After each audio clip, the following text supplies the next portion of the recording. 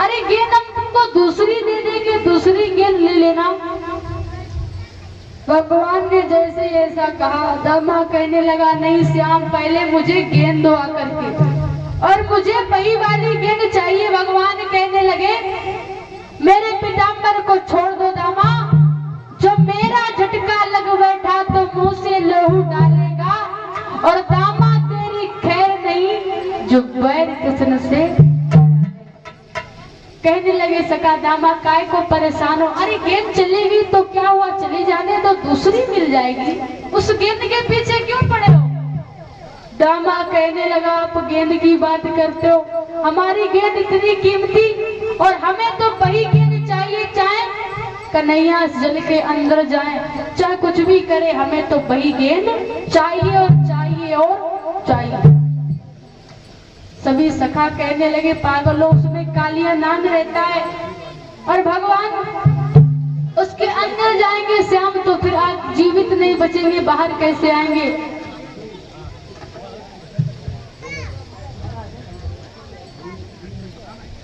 कहने लगा दामा देखो श्याम, यदि तुम इतने ताकतवर हो, इतने बलवान हो, उस बल की बारी आई है जो मुझे यहाँ दिखाते हो।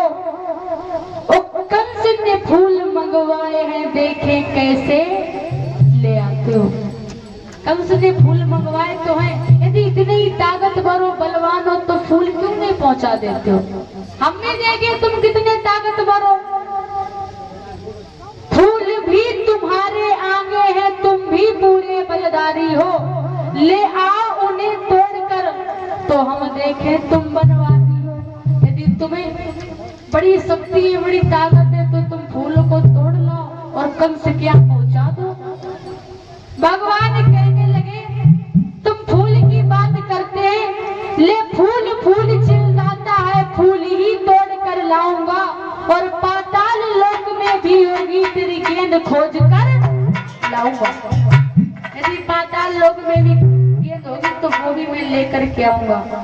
कंस की धौस क्या देता है, उसको भी देखूं भालूंगा, देखना किसी दिन तेरे आगे उसका चूरा, तेरे आगे कंस को मारूंगा, देख लेना। भैया भगवान कन्हैया कदम की डाल पर चढ़ते आए, एकदम से छलांग मारी। छलांग मारने के बाद में जैसे जल के अंदर गए तो क्या देखा है, कालिया नाग सो रहा है और चारों नागनियां जाग रही हैं। दूर से जैसे ही देखा कि बड़ा ही सुंदर छोटा सा बेटा आ रहा है। एक तो कहने लगी देखो ये कितना छोटा, इतना सुंदर है, और ये यहाँ पता नहीं क्या करने आ रहा है, हमारे पति जाग गए तो ये इसको जीवित नहीं छोड़ सकते। एक कहने लगी देखो तो दिखने में कितना सुंदर लगता है, बड़ा हटीला है, देखो तो कैसे चलता चला आ रहा है, इसे जरा से भी मरने को डर नहीं है कि हमारे पति भी कहीं जाग गए तो इसे जीवित नहीं छोड़ेंगे। भगवान कन्हैया जैसे अंदर गए तो चलते चले जा रहे हैं।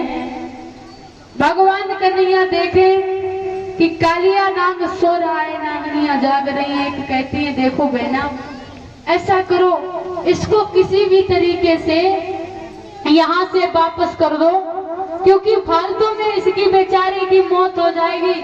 हमारे पति अभी सो रहे हैं और अभी सो रहे हैं, इनको नींद आ रही है, इस बालक को अभी लौटा दो तथा ये बेमौत मारा जाएगा। श्रोताओं एक कहती है देखो ये दिखने में बहुत सुंदर है, हमें बहुत अच्छा लग रहा है और मैं नहीं चाहती कि ये फालतू में मारा जाए। कहने लगती है देखो बेटा तुम्हें मरने का डर नहीं है, तुम यहाँ क्या करने आए हो। कन्हैया कहने लगे एक ना एक दिन तो मरना है, फिर मरने से क्यों डरना। तुम मरने की बात कह रही हो, तुम अपने पति की रागनी गा रही हो, कहती हो कि तुम फालतू में ही मारे जाओगे, तो तुम जाओ अपने पति को जगा दो, मुझे उसी से ही काम है। नागनियां कहने लगी बेटा तुम दिखने में बड़े सुंदर हो, अच्छे लगते हो, फालतू में तुम्हारी मौत हो जाएगी, और ऐसा करो आप लौट जाओ। अभी हमारे पति सो रहे हैं और फिर कहीं जाग गए तो बेटा वो तुम्हें जीवित नहीं छोड़ेंगे, जान से मार देंगे, लौट जाओ। भगवान कहने लगे यदि मुझे लौटना ही होता तो मैं यहाँ करने क्या आते, यदि मुझे लौट कर जाना ही होता तो मैं यहाँ करने क्या आते। भाई मैं तुम्हारे पति से ही मिलने के लिए आया हूँ, यदि तुम नहीं जगाओगी तो मैं ही जगा लेता हूँ। नागिनियां कहने लगी